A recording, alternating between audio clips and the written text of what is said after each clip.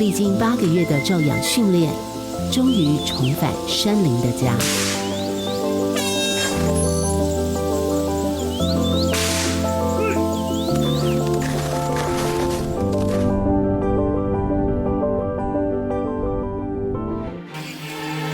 这个挺陡的耶，50-60。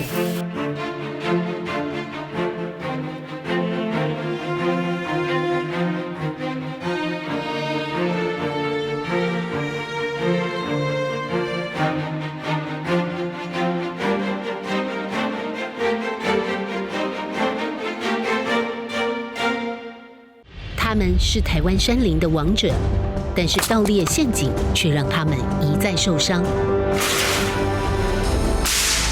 野放之后是否真的安全？聚焦全世界团队深入中央山脉寻找黑熊足迹。那一团就是潭顶熊窝。